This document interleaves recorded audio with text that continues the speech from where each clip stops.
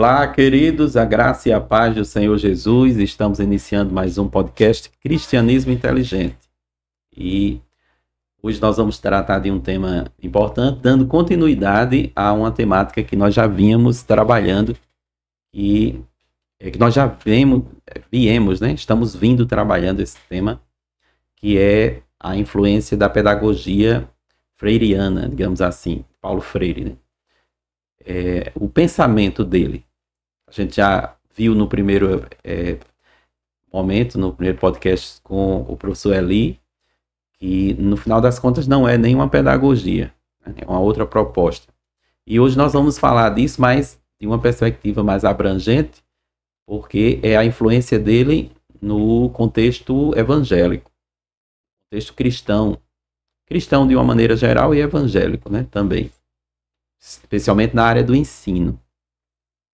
E então, se você tem interesse nesses conteúdos, né, nos nossos conteúdos que o canal tem produzido, o podcast Cristianismo Inteligente tem produzido, compartilhe nossos vídeos, se inscreva se ainda não é inscrito e convide outras pessoas, né, para conhecer todo esse material que a gente está produzindo e realizando para benefício, né, e edificação das pessoas.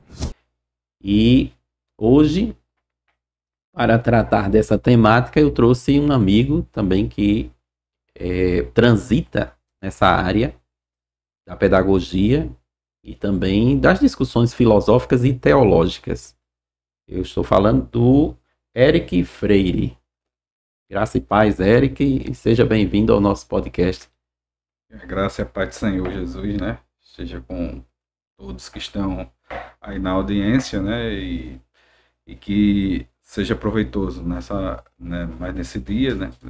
O horário que você vai estar assistindo, vendo, que seja proveitoso e que nós possamos tirar muitas dúvidas, né? Falar de algumas coisas e até desnudar algumas coisas, né? Que as pessoas nem percebem que acontece dentro do ensino da igreja e está sendo influenciado por alguém que muitas vezes, né, a ideologia dele é maléfica, né?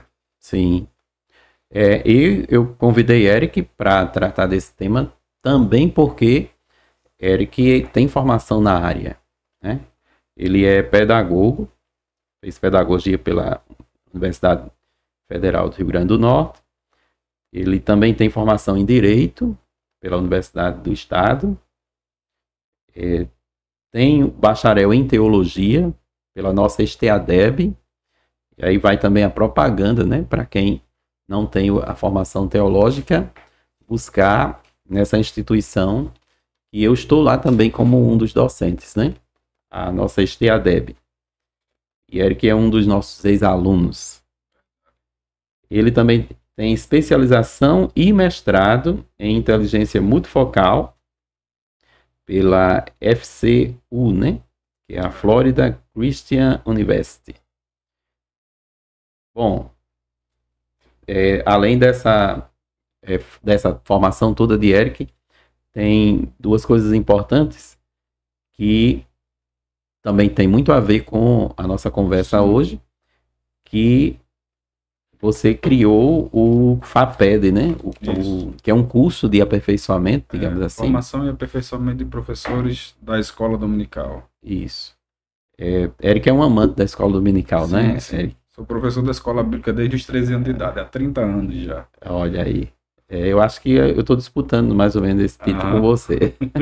Mas eu comecei depois, você está ganhando. E ele também esteve junto com o Gleibson, né, naquela implantação da EBD em síntese. Isso. Que hoje é um evento muito grande, né, na nossa igreja. E todos os trimestres trabalha as 13 lições, um resumo, né, junto ao comentarista. Na realidade, o nosso estado é pioneiro, né, com esse trabalho. Alguns estados já até copiam a questão de trabalhar o EBD em síntese. Sim. Muito bem. Então, já tem uma produção aí boa, né, de currículo aí bem interessante, transitando nessa área do ensino, e especialmente dentro da nossa igreja. Então a gente vai conversar, Eric, sobre essa influência que digamos, o pensamento de Paulo Freire tem sobre a pedagogia de uma maneira geral e também a pedagogia cristã, né? Isso. Mas assim, como é que a gente pode, de uma maneira mais resumida, dizer que a abordagem de Freire caminha, né? Na realidade, Cláudio, nós temos uma certa dificuldade de entender. Tem pessoas que falam um método Paulo Freire. Não existe um método Paulo Freire, né? E pode-se fazer é pegar a prática que ele teve, né, aqui no interior do estado, na cidade de Angicos, e ver a forma que ele trabalhou, né, e o que ele passa, tanto nas entrevistas que deu, como também em alguns artigos que escreveu, como ele trabalhava. Mas, no geral, o que tem não é um método, né, é uma ideologia, né, que tem toda por trás, e ele caminha se infiltrando, vamos dizer assim, essa ideologia dentro de todos os aspectos, né, de todos os espectros da educação. E não só no Brasil, né? Na América Latina, muito forte, e até parte da Europa. Nos Estados Unidos tem uma força muito grande. Também ele foi professor lá, né? Esse livro que está aqui no meio, que é A Pedagogia do Marxismo, do James Lindsay, ele explica assim, ele detalha em alguns momentos como ele é forte, né? Como Sim. Paulo Freire é forte lá na pedagogia americana. E a formação. Isso. E a observação é que Paulo Freire ele não era educador. Ele não era professor. Assim, no sentido da formação, né? Estrita, vamos dizer assim. Ele não foi formado em uma licenciatura. Ele era advogado, né? Formado em direito. E também um escritor, né? De nome, porque articulista, né? E aí passou a ser conhecido por causa dessa atividade como professor, vamos dizer assim, alfabetizador na cidade de Angicos, né? Se eu não me engano foram 300 pessoas, 200 pessoas, 300 pessoas em 45 dias, né? Isso. Que é isso que consta lá. E aí ele conseguiu alfabetizar com um método que... Adultos. Adultos. Chamado de andragogia, né? Alfabetização de adultos. Hoje o pessoal tem o EJA, né? Que chama, né? Educação de Jovens e Adultos. A EJA. E ele se utilizou, né, fez esse estudo de caso, vamos dizer assim, procurou saber o ambiente lá, e aí começou a trabalhar com palavras.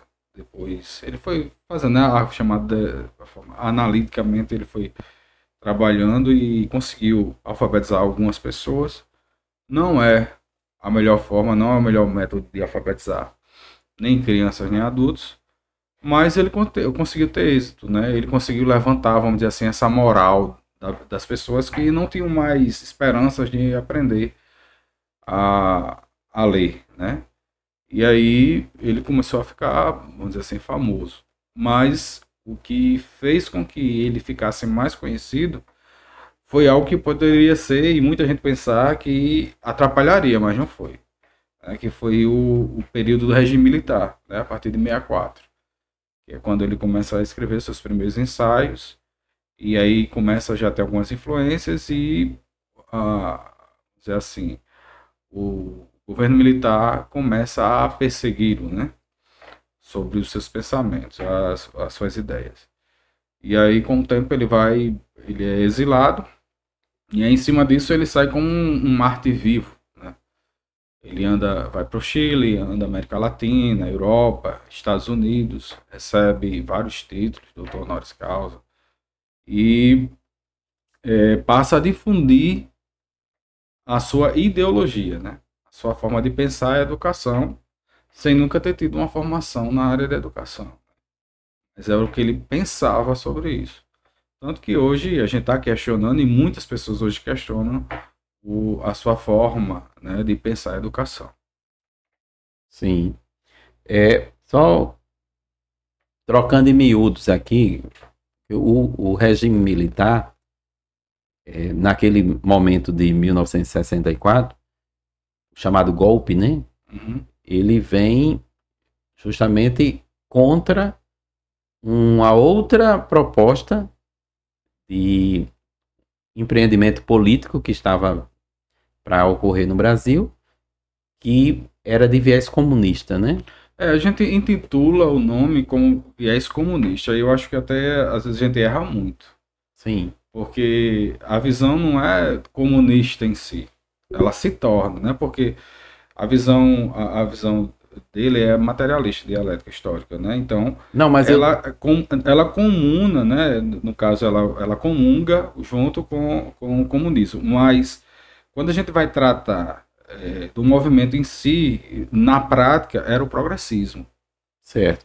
Mas aí o que eu estou querendo colocar é A visão encontrar, não, é encontrar uma justificativa para o fato de ele ter sido Sim, exilado, perseguido, né, e Isso. exilado naquele Essa momento. era a pecha, né? A Porque, desculpa, né? porque o regime militar ele vinha com uma outra mentalidade. Isso, positivista. Isso, que contrariava esta que a gente chama de esquerda, né?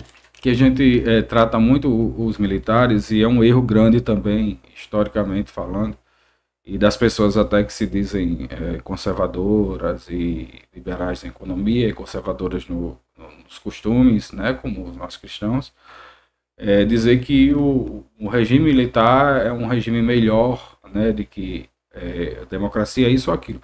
E na realidade o regime militar foi um regime positivista, né? Então eles além de ser positivistas, tecnicistas, né? Então eles não eram capitalistas, eles eram financiados, né? Vamos dizer assim, a gente sabe hoje que eram financiados pelos Estados Unidos, né, tal, para que não houvesse o fortalecimento da Rússia, vamos dizer assim, da União Soviética, na realidade. Que Né? eram países que estavam do outro lado, né, do espectro político, digamos. E aí a ideia americana era essa, mas dentro do Brasil o que estava vindo mesmo era a escola progressista, era a questão do progressismo. Né? E que é isso hoje que tem influenciado dentro não só da educação brasileira como vamos dizer, laica, né, ou educação secular, mas até dentro da igreja. Né? Certo.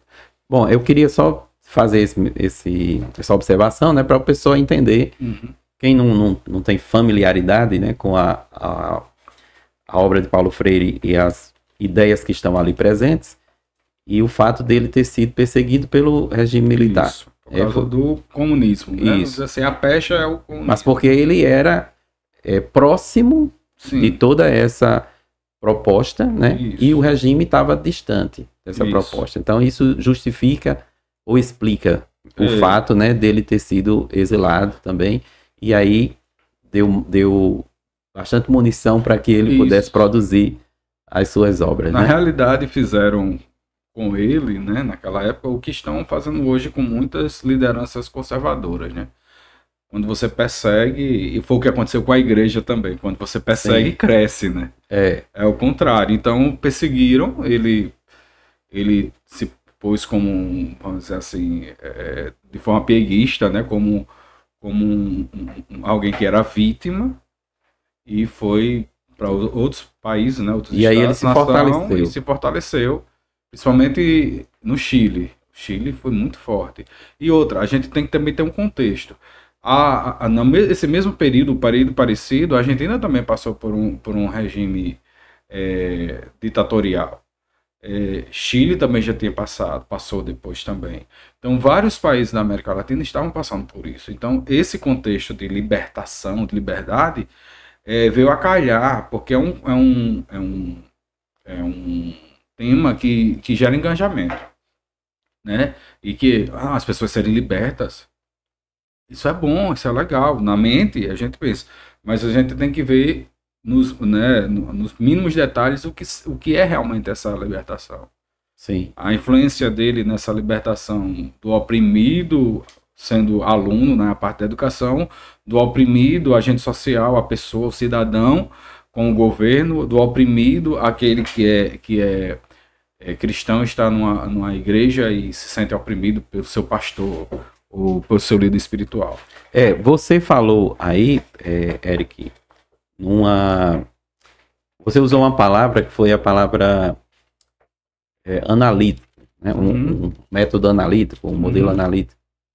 E só para também esclarecer, porque existe na pedagogia a proposta de formação, de alfabetização do ensino, né?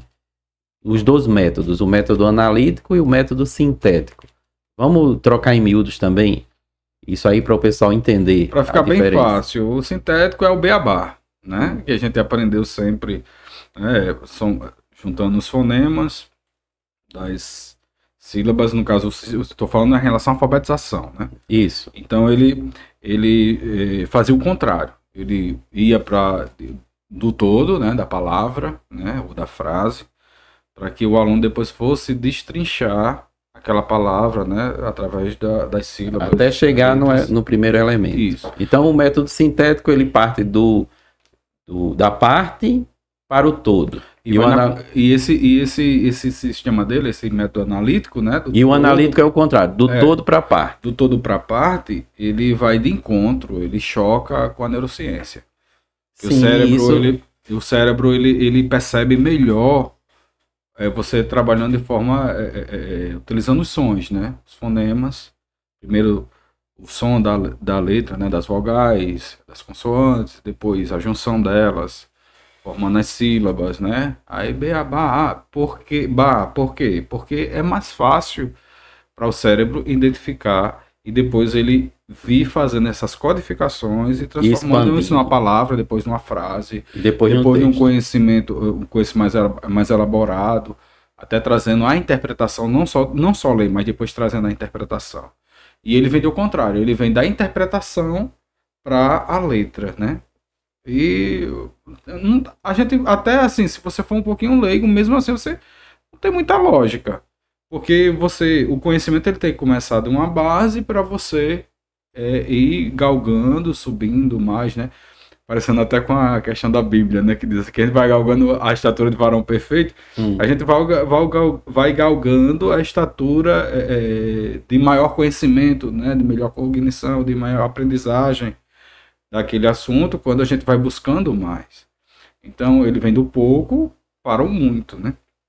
E aí ele faz o contrário, do muito para o pouco, né? É na contramão da própria neurociência. Então é um sistema de ensino que deu certo naqueles 45 dias, mas existe um contexto, né? Eram pessoas de mais idade, eram pessoas que já tinham um conhecimento prático, vamos dizer assim, diário, bem mais abrangente, eram trabalhadores de zona rural. Então, é um contexto bem diferente, apesar de que se ele tivesse trabalhado da forma do método sintético, ele poderia ter tido um desempenho ainda melhor. Sim. Inclusive, tem professores que se valem ou buscam se valer desse método analítico para uma educação infantil. E aí, o desastre é completo, né? Inclusive a gente bate contra o próprio outro, não era educador, mas era psicólogo, né? A gente, quando estuda a biogênese, né? A aprendizagem através da formação biológica, a gente, que é do construtivismo, que o pessoal coloca muito nesse barco, né? Bota Vygotsky, bota Piaget, que são opostos, vamos dizer assim, e colocam Paulo Freire nesse meio, como se fosse o brasileiro, né? Ele é o ícone, vamos dizer assim, do pensamento da educação brasileiro mais conhecido, né? Tem outro também muito conhecido, Rubem Alves, né? E aí a gente vai entrar depois mais na frente sobre a influência dele em Rubem Alves, que era pastor presbiteriano, não sei se você sabe disso, mas não. Rubem Alves era pastor presbiteriano. Mas a gente vai tratar isso mais na frente. E colocam ele num bojo só, e não é. Vygotsky, ele trabalhava parecido com a visão de Paulo Freire, que era histórico, cultural, né, social, sócio-histórico. E Piaget, ele trabalhava a parte biológica. Ele estudava a psicologia pelo desenvolvimento biológico. A criança dos 0 aos 2 anos, parecido com também a visão de Freud, né? Dos 0 aos 2 anos, né? Aí dos 2 aos 5 anos, dos 5 aos 8 ou 9 anos, depende de cada criança, né? E ele estudou com os filhos dele. Não foi um estudo de laboratório com várias pessoas, não. Os filhos dele, Piaget fez isso. E aí a gente coloca em deusa, né, muitas vezes. E aí ele, na própria psicogênese, vamos dizer assim, e o estudo dele, ele nota que durante as fases, a criança, até o adolescente, ele vai tendo formações cerebrais, vamos dizer assim, né, emocionais, para que recebam um certo tipo de conteúdo. É tanto que quando a gente está conversando com a criança e você faz um teste básico, você pega um copo mais fino, mais com 500 ml, e um copo mais largo, mas também com 500 ml, e você enche o fino até o fim, ele um copo de vidro transparente, e um copo mais largo, menor, mais de 500 ml, e enche ele todinho e pergunta àquela criança que tem menos de 10 anos de idade qual é o copo que tem mais água, ele vai dizer que é o fino, que é mais alto. Porque a concepção dele é concreta. Ele não abstrai tudo. Então, fica difícil para uma criança aprender num método dessa forma. Se ela vai do concreto, se ela vai das partes, como é que ela vai aprender ser alfabetizada com 7 anos, se ela não tem ainda cognição suficiente, não tem conhecimento suficiente, e não tem formação cerebral e neurológica suficiente para desenvolver. Por isso que o professor Licurgo disse que quando faz isso com a criança, coloca o texto na frente dela, aí é como se fosse a pedra de Roseta, né? Lá que foi descoberta, os hieroglifos daquelas culturas antigas. Ela fica olhando ali para aquilo, sem entender do que se trata. Aí quando ela não aprende, aí ao invés de colocar a culpa no método, colocam a culpa na própria criança que não aprendeu, com as siglas. TDAH, não sei o que mais lá, tem um monte de sigla que existe hoje. Porque o cérebro ele não foi feito para isso. Um exemplo, você falando isso, eu me lembrei quando minha filha era pequena. Ela tinha 3, 4 anos e ela pegava aquelas bíblias infantis, né, bíblias para criança, histórias. Aí tinha história, ela botava meu filho tinha poucos meses no colo, próximo, e ela ficava fingindo que estava lendo, mas ela não estava lendo, ela estava contando uma história pelas figuras que ela estava vendo.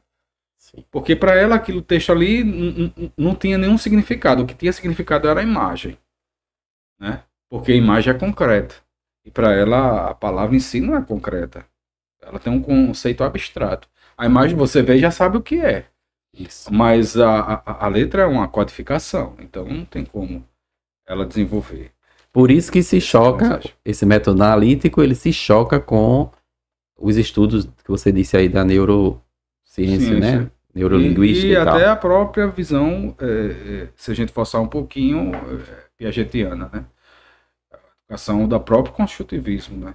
Sim. Porque são duas visões de construtivismo. Esse construtivismo que você vai recebendo o conhecimento de acordo com as fases de aprendizagem. A partir dos 12, 14 anos é que você começa a ter ideias de abstração. É como a gente diz, abre a mente, né? Quando a gente entra na faculdade, a mente já está um pouco mais aberta. E a gente vai vendo, não sei se você já notou isso em você mesmo, ao longo do tempo que a gente vai passando a idade, a gente vai conseguindo ter mais facilidade com coisas abstratas. Né, com a mais habilidade, a sabedoria, né? Não é por causa dos cabelos brancos que vem a sabedoria, mas os cabelos brancos, eles evidenciam que a sua experiência trouxe mais conhecimento para você poder articular aquilo. Então, esse método analítico pode ter dado certo, e deu certo nesses 45 dias, não com os 300, mas com a maioria das pessoas que estavam ali, porque eram pessoas que já tinham uma formação cerebral já pronta. A criança não vai dar certo. Sim, entendi. E aí, Eric, agora vamos então ver com relação à infiltração dessa pedagogia e dessa teologia, né? Ou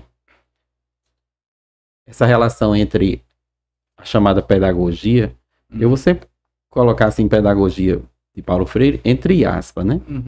Mas pode ser chamado de pedagogia porque existem várias pedagogias, né? A gente pode chamar de uma pedagogia, apesar dele não ser pedagogo, mas Jesus tem a pedagogia dele, Sócrates tinha a pedagogia dele, Platão tinha a pedagogia dele, Aristóteles tinha a forma de ensino dele. Eu vou colocar entre aspas, então, só porque é uma específica, Isso. né? A infiltração dela no caso da teologia, né? Que é chamada, teve a teologia da libertação e como isso foi entrando nas igrejas.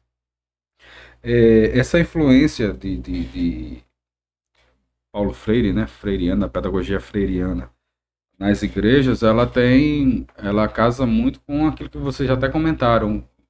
Isso aí, o professor ali, né? Sobre a questão da teologia da libertação. Né?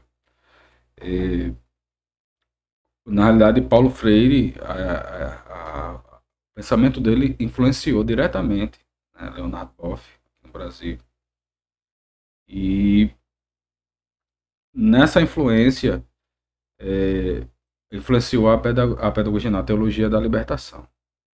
A teologia da libertação influenciou nós, pentecostais.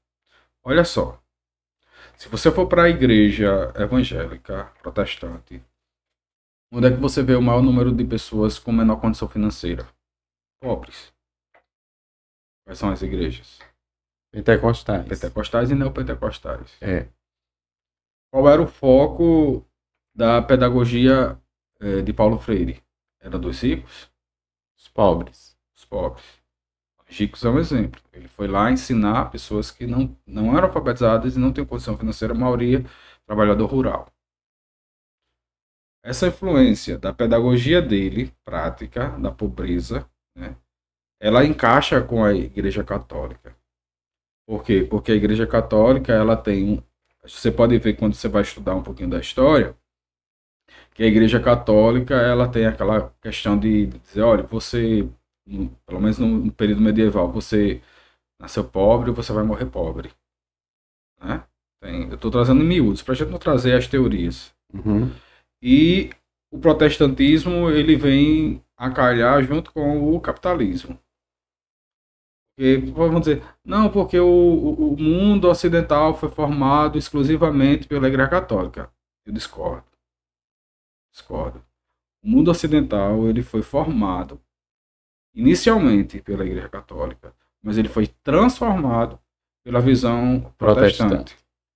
Porque as universidades não são oriundas da Igreja Católica. As universidades abertas de verdade, não. Digamos que o início desse modelo de ensino, porque era a teologia que... Sim, o primeiro curso, né? Então era católico. Mas aí a universidade... Sim, quando abre... Universidade de verdade, universidade, ela trata de um mundo de conhecimentos, é quando Lutero chega e diz, não, a gente vai traduzir a Bíblia para o alemão. A gente tem que traduzir a Bíblia para o inglês, tem que traduzir a Bíblia para todas as línguas, porque o conhecimento tem que estar aberto e livre. É daí que quando começam a escrever livros sobre teologia, e a teologia a gente sabe que é a mãe de todas as ciências, né? Depois da teologia vem a filosofia, depois da filosofia é que vem abrindo o leque para as outras ciências. Então, quando há essa quebra lá, aí começa a influenciar a educação em geral, né?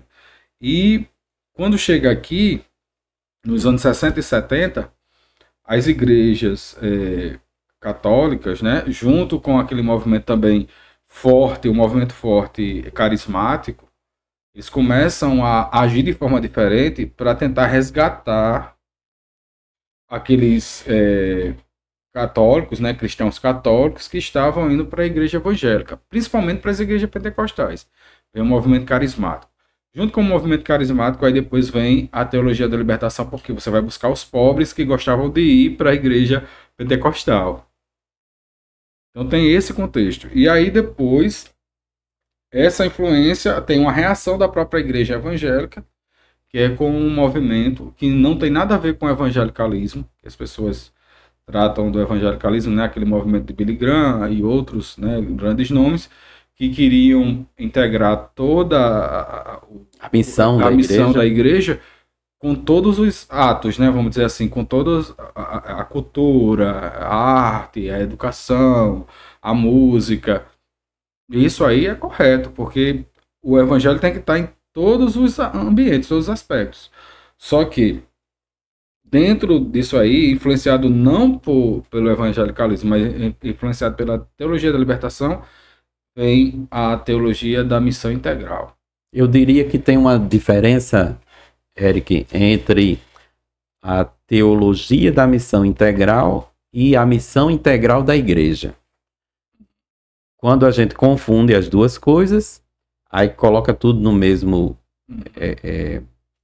balaio, né? Coloca tudo dentro do mesmo liquidificador, que é o evangelicalismo que você falou aí. Isso. Billy Graham, John Stott, Franz Isso. Schaeffer, nos congressos de Lausanne, né? Isso. Que houve.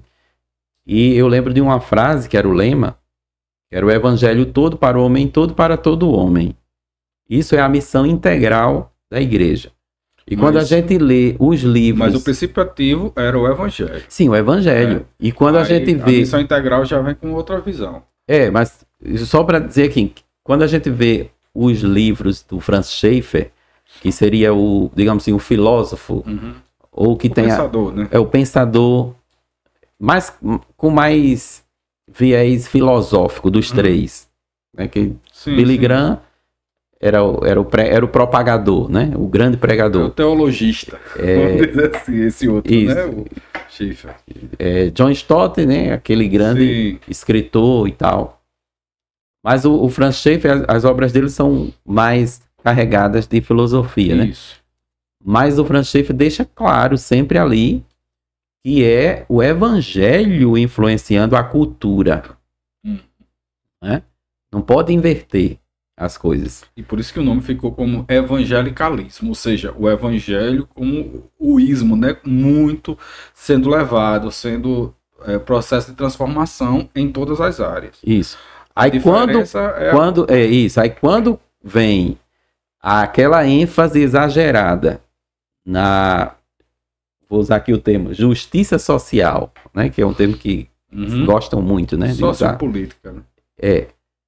Que também está presente ali de maneira mais assim, corriqueira, ou repetitiva nos livros do esqueci agora o nome dele. René Padilha. Né? Aí é quando as pessoas começam a confundir as duas coisas e achar que aquela proposta do evangelho influenciando a cultura em todas as áreas seria a missão integral da igreja, no caso da questão puramente social. Que aí vira a teologia da missão integral, né? René Padilha, né, o pessoal fala muito, mas esquecem de um educador, né, que era pastor protestante da Igreja Presbiteriana do Brasil, chamado Rubem Alves. Muita gente não sabe que ele era pastor. Fala aí sobre... E Rubem Alves, ele também era defensor dessa ideia da igreja como libertação, né?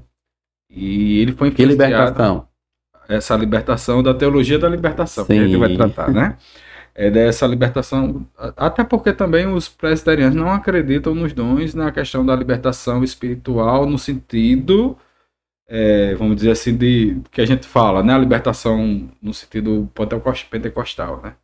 Eles não creem daquela forma, eles creem na libertação, Cristo predeterminada, tal, mas a gente não vai entrar nesse assunto, né?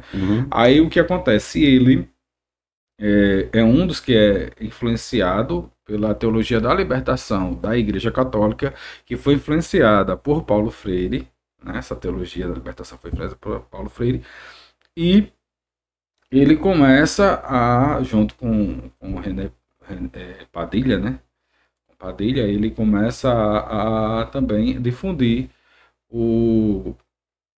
quem está falando, esqueci da expressão, a gente falando direto, a missão integral teologia da missão integral, TMI. Isso, a TMI. A teologia da missão integral. Então, ele começa a ser um dos difusores, né? Lembrando colocando como o evangelho como algo primeiro ou igual o evangelho ao social, né? O evangelismo ao âmbito social, né? De transformação social. Lembrando que Paulo Freire tem um livro intitulado Os Cristãos É um artigo. Os cristãos e a libertação dos oprimidos. Dos oprimidos.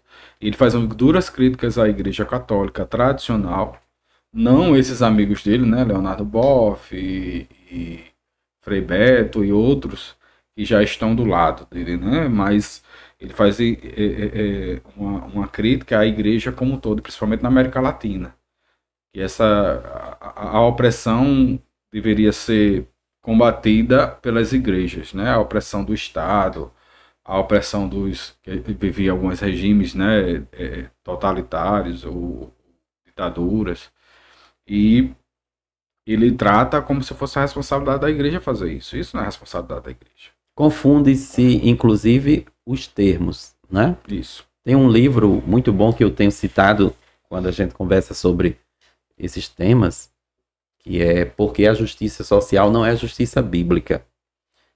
E logo no início eles usa uma frase que é mais ou menos assim: não é bom usarmos as mesmas palavras se estamos com dicionários diferentes.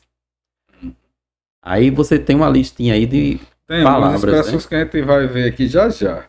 Mas antes de a gente entrar nessa... Mas eu vou citar logo, né, pra gente... Eu fiz uma lista... É porque a gente fica falando assim, libertação, oprimido... Redenção, né, que é um termo bíblico, mas ele é utilizado de forma diferente por essa teologia, tanto a teologia da libertação como também a TMI, né, a teologia da missão integral. E a gente tem, certo, a missão integral da igreja, ok, mas muitos autores que escrevem sobre a teologia, sobre a missão integral da igreja, misturam as coisas. E eu vou falar uma coisa aqui, pode ser até que alguém fique chateado comigo, mas eu não estou preocupado com isso.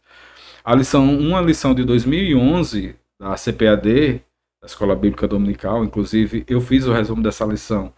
Eu não tinha esse entendimento, né, há 14 anos atrás. E essa lição ela tratava sobre vários pontos que hoje a gente vê que na realidade era uma influência que esse pastor, eu não vou citar o nome, mas ele era pastor presidente de um estado brasileiro, eu acho que ainda continua, e ele trata de temas que são mais de viés social e político do que propriamente teológico e bíblico. Porque a pessoa tem que ter influência. Às vezes a pessoa nem tem noção, né, de que está só por influência. Mas assim, ao pesquisar você consegue ver que ele na prática também fazia uma teologia mais social, né? Então a gente já entraria, Eric, nessa influência da pedagogia de Paulo Freire na igreja, especialmente na igreja evangélica, né? E nas escolas bíblicas dominicais, né? Sim, isso aí é um grande problema. Como é que a gente vê isso? Assim, apesar de você já ter adiantado essa questão aí da lição. Muitas vezes, a lição eu acho que foi não vou dizer que foi um equívoco, mas foi uma inocência de nós como cristãos, né? E muitas vezes a gente não vê o que tem por trás daquele conteúdo e termina a gente compartilhando porque achou bonito, como eu disse a você, traz engajamento. Ora, eu ser contra, eu não sou contra, mas parece para essas pessoas que quando a gente critica, a gente é contra fazer um sopão, a gente é contra levar alimento aos pobres na rua. Não é isso. Mas isso não é a tarefa primeira do evangelho. A gente tem um exemplo prático na Bíblia, né? Antes de a gente estar gravando aqui, a gente conversou sobre isso. O próprio Jesus Cristo multiplicou os pães pela primeira vez, né? E aí ele atravessa o mar da Galileia. Quando chega do outro lado, o que tem lá? Um monte de gente já esperando ele. E quando ele chega lá... Esperando a pregação dele? Aí, esperando Jesus, né? Aí, só que não é esperando Jesus, na realidade. É esperando o que Jesus vai fazer por eles. O que Jesus materialmente falando. E não espiritualmente. E Jesus, ele já nota que aquilo ali. E ele começa com um discurso bem duro. Ele diz... Olha, vocês não vieram para ouvir o Filho do Homem, nem para por causa das maravilhas, né, por causa do que, né, do evangelho, né, em si. Mas vocês estão aqui por causa do pão. Agora vocês querem comer pão? Então comam a minha carne e bebam o meu sangue. E até os apóstolos, né, que estão ali mais próximos a ele, né, acham duro, né? Pedro diz que duro esse discurso, Senhor. Se vocês não querem, trazendo para a linguagem de hoje, né? Vocês não querem também, não podem ir embora. Tô preocupado com isso, não. Por quê? Porque a ênfase do evangelho não era alimentar, né? Não era alimentar ninguém fisicamente. Claro que quando Jesus está lá, vê aquelas pessoas com fome, e se ele pode fazer algo, ele faz. Agora, ele não coloca aquilo ali como muita gente faz hoje. Ah, vamos fazer um sopão para depois evangelizar. A gente tem que resolver o problema integral do homem. Você não vai resolver o problema dele, porque a libertação espiritual, ela vem de dentro para fora. Não é com algo que você vai dar para aquela pessoa. A não ser que seja espiritual. Quando você leva a palavra. E outra, quem transforma é o Espírito Santo. Não é o que você dá, não é o que você fala. Quem transforma é o Espírito Santo. A Bíblia diz que é o Espírito Santo que convence o homem do pecado, da justiça e do juízo. Então por que eu vou colocar algo material sobreposto ao Evangelho, que é ele que transforma a vida? Porque a proposta da teologia da libertação e, consequentemente, da TMI é a substituição do significado do que é o Evangelho. Isso. Ou uma redefinição do que é o Evangelho. O Evangelho é a libertação, então vamos tomar o mesmo termo, né? Mas libertação de quê? Do pecado, que é uma condição espiritual? Não. Mas é a libertação das injustiças sociais. E eu vou dar uma palavra bem dura agora aqui, falando. A pessoa que prega esse tipo de teologia, ou que vive esse tipo de teologia, ela pode ser considerada como um Judas. Claro, assim, porque ele está traindo a mensagem. Traindo a mensagem, mas mais do que isso. Ele está achando que Jesus é um revolucionário. Ele está achando que Jesus vai vir para transformar a política social do país. E Jesus, muitos pensavam que era assim. Porque Roma aceitou crucificar Jesus. Entendeu tudo errado. Porque os próprios judeus chegaram e diziam, olha, ele vai fazer uma revolução. Para Roma eles falaram isso, ele vai fazer uma revolução, ele vai botar o povo contra vocês. Por que Nero manda botar fogo em tudo? Porque ele estava com medo dos cristãos tomarem o poder. Então, eles achavam que era uma revolução. Jesus ia fazer. Quem? Judas pensava isso. A gente pode ver nos textos bíblicos. Ele entrega, por que ele entrega Jesus? Porque ele se sente decepcionado. Se você olhar direitinho, ele se sente decepcionado. Não vai ser... Se ele fosse mesmo, já tinha resolvido, já tinha tomado. Então, é uma posição de Judas. É uma posição de que ele mesmo fala. O próprio Judas diz. Quando a mulher quebra o vaso e lava os pés de Jesus, o que é que ele diz? Podia vender esse perfume que é muito caro. Muito caro. Ele está preocupado sempre com isso, o âmbito material. E vender e fazer o quê? Dividir. Com quem? Os pobres. O que é a pedagogia de Paulo Freire? A pedagogia de Judas. Judas Iscariote. Certo? A teologia da libertação é uma teologia de Judas. Ela não é uma teologia nova. Agora ela é uma teologia com roupagem nova em cima do marxismo. Por isso que eu disse que ela é mais do que só comunista. Ela vem para o progresso, ela vem para a revolução. Ela tem um viés também um pouquinho da Revolução Francesa. Ela tem todo esse arcabouço que muitas pessoas não percebem. E ela tem entrado e se infiltrado dentro da igreja. Porque é um espírito, digamos assim, né? Porque alguém pode até dizer, não, você está misturando aí muita coisa. Mas é porque é um espírito comum, sim, né? Que vai permeando todos esses movimentos que coincidem com os escritos de Paulo Freire. Sim. E a influência dele, né? Sim. Na igreja também. E isso leva também se a gente for olhando mesmo para um âmbito mais macro, global, isso leva também para uma teologia pró-anticristo. Aí já entra numa questão mais escatológica, né? Mas entra no pró-anticristo, porque o anticristo ele vem para resolver os problemas sociais do mundo. Entende? Então, quando você faz isso dentro da igreja, você começa a culturar a igreja para que ela também perceba isso assim. Ela tenha essa sensibilidade deles. Fique mais fácil de você enganar a igreja. O que mais? E a gente... outro ponto também, empoderamento. A gente já falou de justiça social, mas a questão do empoderamento da igreja. Né? Métodos que eles usam como consciência crítica. Isso se usam muito hoje nas escolas dominicais. Professores que querem que o aluno tenha uma consciência crítica acerca do sistema da igreja. Tem professores assim na escola dominical. E muitos, vamos dizer assim, a gente chama superintendentes, né, ou diretores de escola dominical, que superintendente geralmente é quem é do setor, né, e da Polo. E dirigentes da escola dominical não se percebem ao colocar um professor na escola dominical, não porque ele é formado em história, porque ele é formado em geografia, porque ele é formado em pedagogia. E não é esse não é o principal âmbito para você escolher um professor de escola dominical. Você tem que saber o conhecimento bíblico dele, o embasamento doutrinário e se ele comunga com o que a igreja ensina. Então tem muito professor de escola dominical que pega a lição, lê, é contrário a ela e não trabalha aquela lição.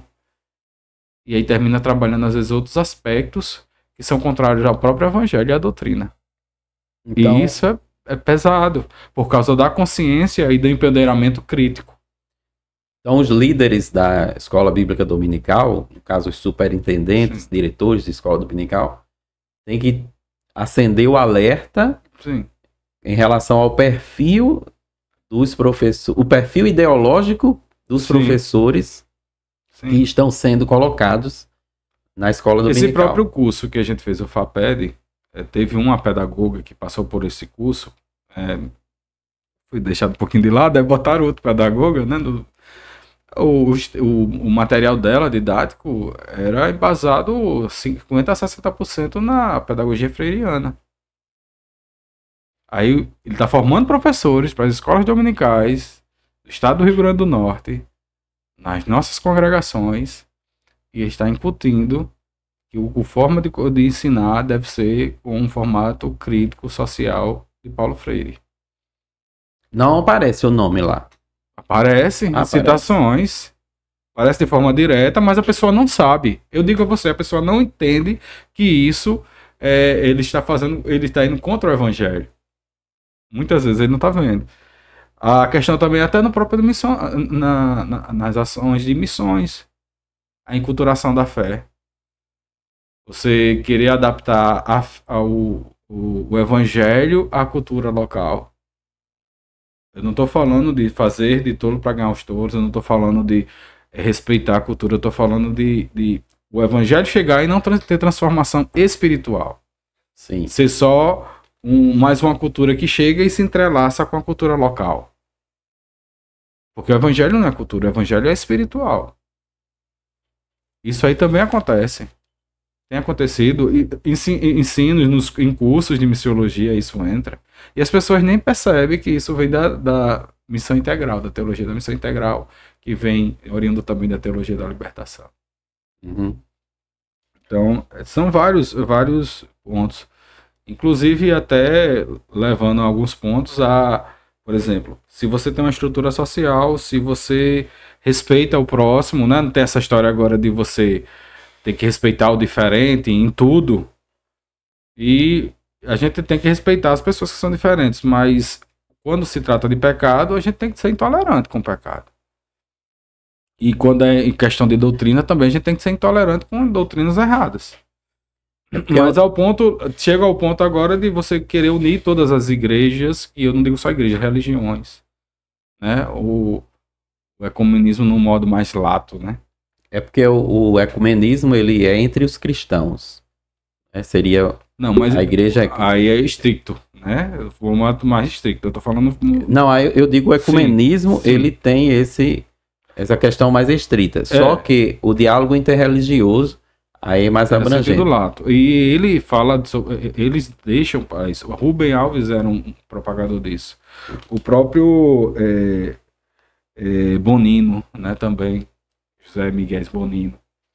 Por isso que tem, Eric, umas críticas que são feitas à evangelização justamente a partir dessa influência toda, né, de um pensamento que você não deve interferir na cultura do outro, né? E aí a ação missionária da igreja faria isso, como de fato faz. Mas faz por quê? Porque o evangelho é transformação de vida. E ao transformar a vida, em algum momento vai influenciar, vai mexer em costumes. Vai ter que haver essa mudança de hábitos, né? O evangelho vai fazer isso, porque ele é transformação da vida. Mas aí a crítica diz, então, não pode evangelizar. Então não pode fazer missões. A gente vê que o discurso relativista, ele busca impedir que haja esses trabalhos, ou que a igreja continue na sua missão de propagação do evangelho. Não, porque você vai estar desrespeitando a cultura alheia, né? Isso. E eu me lembro sempre nessas discussões de uma frase que está presente lá no Pacto de Lausanne. De novo, do evangelicalismo, né, de Billy Graham e do John Stott e Franz Schaeffer. Ele diz que o evangelho não pressupõe a superioridade de uma cultura sobre outra. Ele avalia todas as culturas segundo o seu próprio critério de verdade e de justiça, né? E insiste na verdade absoluta, independente da cultura. Sim. Quer dizer, a régua não é uma régua cultural. A régua é do evangelho. Porque o evangelho é espiritual. Isso. E é por isso que a gente tem que ter cuidado de colocar no mesmo patamar o evangelicalismo, né? O movimento evangelicalista, vamos dizer assim, com essas duas teologias. Que são coisas opostas. Diferentes. Mas o pessoal gosta de colocar no mesmo lugar. E não é. Pelo contrário, é bem diferente a forma de pensar. É a forma do evangelho mesmo. Né? Já esses, eles pensam de forma diferente. Para você ter ideia, por exemplo, como isso é nocivo, o próprio pastor, né, e educador, vamos dizer assim, Rubem Alves, né, ex-pastor presbiteriano, porque ele foi retirado por causa disso, se tornou universalista. Ao ponto de, a atitude de ecumenismo, tal, daqui a pouco ele disse, não, Deus vai salvar todo mundo. Entendeu? Você vê como como uma teologia dessa, ela pode chegar arrebentando tudo, o que a Bíblia diz, e termina influenciando de forma totalmente negativa uma comunidade, ou pessoas até de influência, como o Ben Alves. Quantas pessoas não foi seguir esse pensamento dele por causa dessa escalada que ele teve dentro dessa teologia? Sim. Né? Então a gente tem que ter muito cuidado quando a gente vai colocar professor de escola dominical que bebe nessas fontes. Eu bebi muito tempo nessas fontes quando eu estava fazendo pedagogia, mas não bebi não vou dizer que eu bebi, vamos dizer assim, eu fiz o que Paulo disse, né? Examinai tudo e retenho bem. Eu examinei tudo, eu tenho livros deles. Porque como é que eu vou criticar o pensamento de alguém se eu não conheço o que ele fala? Eu conheço de ouvir dizer, né? Então, eu tenho material desse pessoal. Eu acho que a maioria dos livros traduzidos de Marx também, porque a gente tem que conhecer.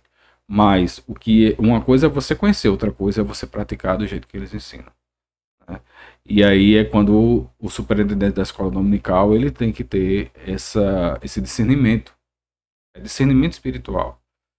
É saber quando você vai escolher alguém para a escola dominical, não é porque a pessoa tem, como diz alguns hinos, né, anéis, porque tem formação, porque conhece muito, não. Tem que saber se aquela pessoa realmente está ali para ensinar o evangelho, está ali para ensinar a palavra de Deus, né, a doutrina. E aí a gente tem que ter muito cuidado. Muito bem. Teria mais algum outro ponto que você gostaria de destacar? Não, só lembrando aqui, porque tem algumas pessoas que se alimentam dessas fontes, né? E, por exemplo, Justo Gonzalez. Tem livro dele, não? Tenho. Justo Gonzalez é da teologia, né? E ele é bem na prática mesmo. Então a gente tem livros bons dele. Mas é aquela coisa. A gente tem que saber quando a gente está lendo. Mas o livro que eu tenho dele não é. Acho que é sobre a história da igreja, né? É da literatura primitiva. Sim. E tem na história da igreja, tem a literatura primitiva, tem vários assuntos. Quando é um assunto técnico, tranquilo. Mas quando vai tratar sobre esse tema, a gente pode ler, não tem problema nenhum. Mas tem que saber quando está lendo. Aonde até a gente vai. O que aquilo ali é utilizável para a gente e o que é criticável. Né? A gente tem que ter muito cuidado. E, no geral, eu acredito que a gente tem que ver, tem de notar que Paulo Freire, a ideia dele era, como é que eu posso dizer, assim, permear o conhecimento, né, da forma de pensar, a ideologia dele em todos os âmbitos sociais. Ele foi bem, eu acho que ele teve mais, eu posso dizer, ele teve mais cuidado e conseguiu ir mais além do que o próprio Marx. Isso é forte. Ele não é um cara que é muito conhecido como Marx, mas ele conseguiu entrar no mundo, na educação mundial, mais do que Marx. Isso que você está dizendo, Eric, é o que o Lindsay diz nessa pedagogia do marxismo. Sim. E ele diz que o método de Paulo Freire, ou a proposta de Paulo Freire, não foi fazer uma pedagogia marxista, mas foi transformar a própria pedagogia. Foi o que eu falei logo no início, né? Não, quando se fala, queriam tirá-lo daqui, botar para fora do país por causa do comunismo. Essa era a pecha, essa era a visão dos militares por serem positivistas e, de certo modo, ignorantes sobre o assunto. Não é ignorante no sentido de, como o pessoal pensa. Desconhecer. Desconhecer o assunto, desconhecer o que realmente ele estava fazendo. Porque, na realidade, o que a visão dele era além do comunismo em si, do socialismo em si. A visão dele era progressista. E quando era se embrenhar em todas as áreas de conhecimento. O comunismo é só uma visão econômica. Sim, e quando o Lindsay diz transformar, não colocar só o marxismo na pedagogia, isso, mas transformar a própria pedagogia, é porque é colocar a condição de uma pedagogia nesses moldes ideológicos. Sim. Quer dizer, se não for assim, se o professor ele não for um professor progressista, ele não estará fazendo pedagogia. Quando eu fiz o curso de pedagogia na UFRN, já era assim que tratavam a gente, os alunos. Se você não tiver uma visão que seja progressista, eles não falam assim abertamente, mas se você não defende Paulo Freire, quem é você para falar mal dele? Porque ele é considerado. Qual é o conhecimento que você tem para ser mais que ele? Eu digo hoje, eu sou pedagogo formado em pedagogia, ele não foi. Eu sou formado no mesmo curso que ele foi formado, em Direito. Ele não era um educador. Então eu tenho mais propriedade até do que ele. Porque o que ele fez foi colocar a ideia que ele tinha, das influências que ele teve, né, filosóficas, em prática e jogar esse progressismo que está destruindo a educação, né? A educação brasileira, se você for comparar no mundo todo, você sabe, você é da educação, é professor também, sabe que a educação brasileira ela está lá nas últimas posições. E não é a educação mais fácil do mundo não, viu? a educação brasileira, o ensino básico brasileiro, é um dos mais difíceis do mundo.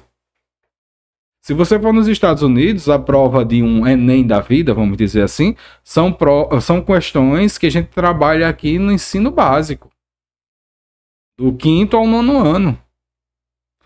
Mas se você vem para a prova daqui, são questões mais elaboradas, de matemática, mas o aluno ele não tem esse conhecimento.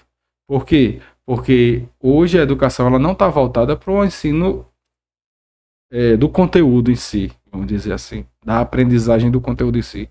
Está voltado para essa politização. Está voltado para essa visão crítica. Você pode criticar que 2 mais 2 são 4? Tá entendendo? Você não pode criticar as leis da física. Você não tem como criticar, porque elas são leis. Se fossem teorias, você pode criticar, mas ela é lei. Ali já é...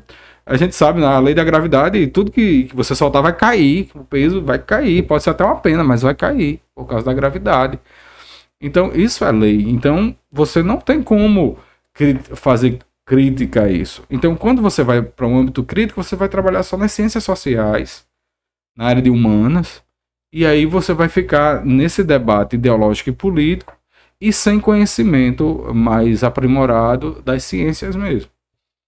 Entendeu? Esqueceram Descartes, esqueceram Newton, esqueceram tudo e querem trabalhar. Você vai para uma prova do Enem hoje, para fazer uma prova do Enem, você vê que é ideologia pura. Eu passei na prova para fazer direito, pasme, mas eu passei sem estudar para o Enem. Por quê? Porque para direito é área de humanas. E eu sei o conhecimento da parte como eles pensam como esquerda. E eu olhava para a prova, a resposta só pode ser essa, que eles pensam assim. E eu fui lá e consegui acertar muitas questões só por causa da ideologia. Mas quando você vai para química, física e matemática, não tem como ter ideologia. Aí tem que estudar de verdade. Aí tem que estudar. Só que ninguém quer. Porque é mais fácil você estar num ambiente de debate, né, de crítica, criticar o governo, criticar o pastor, criticar quem quer que seja, e sem muita base, muitas vezes. Sem base nenhuma, sem nem conhecimento de causa nenhum. Muito bem.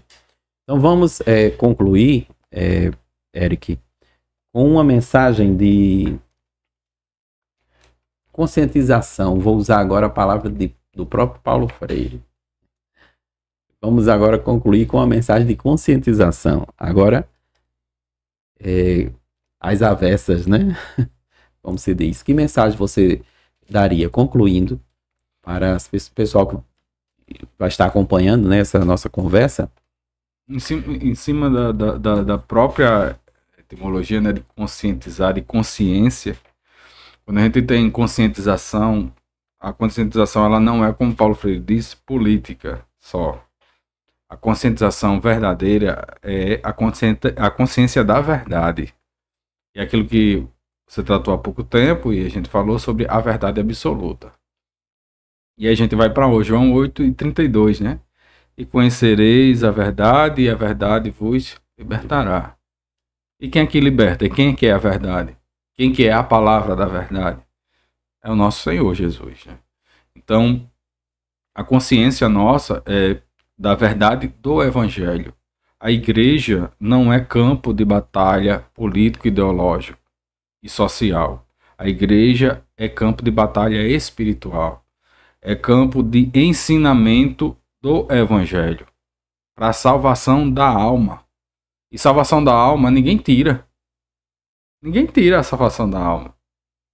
Já, se você for para uma salvação social, uma redenção social, o governo pode chegar e tirar da sua mão o que você ganhou.